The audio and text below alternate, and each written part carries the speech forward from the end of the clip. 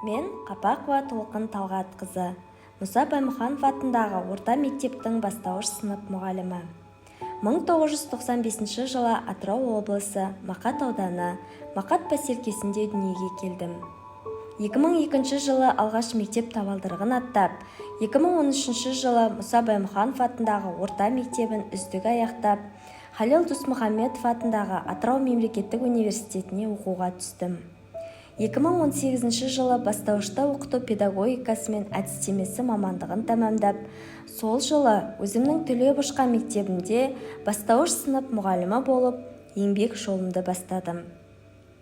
Санатым педагог-модератор.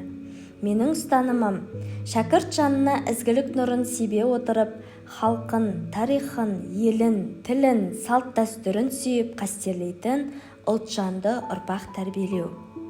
Мұғалімдік мамандыққа мен де жайдан-жай келе салмадым.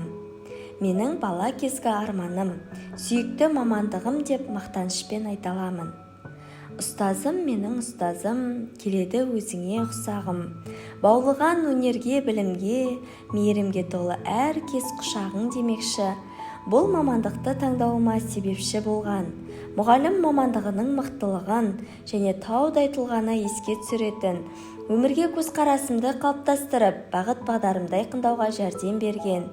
Ең алғаш қолыма қағаз бен қалам ұстатып, өзіме бастауыш сыныпта сабақ берген Алкенова Гүлмира апайым, жоғары буынға көшкенде Зульфия Базарбаевна, Бақтыгереева Алтын апай, Сермұханова Қарлығаш апайларым шығармашылық жолымның бастамасына із салғандай. Жас ұстаз болып табалдырығын аттаған мектебім менің шығармашылық шабытымды шыңдап келеді. Жаңартылған білім беру мазмұны аясында ұйымдастырылған семинар, курстарға қатысып, өз білімімді толықтырып, жетілдіріп келемін. Осы уақыт аралығында жеткен жетістіктерім: мектепшілік бастауыш сынып мұғалімдері арасындағы интеллектуалды олимпиадаға белсене қатысқан үшін алғыс хат.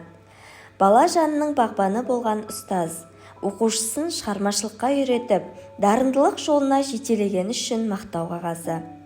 Ұлыстың ұлы күні 22 наурыз мерекесіне орай ұйымдастырылған байқаудан 2-ші дәрежелі диплом. Осы орайда менің оқушыларымның жетістіктері: жаңашыл педагог Аманашвили: біздің әр қайсымыз бірнеше жүздеген тағдырларды жасаушылармыз. Біздің сыныпта ұстаханадағыдай тәрбиеленушілеріміздің тағдыры балқытылып, соғылып шығарылады дегенде, қазіргі таңда мен де ұстаздарымның берген білім нәрі мен тәлім тәрбиесінің арқасында білім саласына өз үлесін қосушы педагогтер қатарынан екенімді мақтан етемін.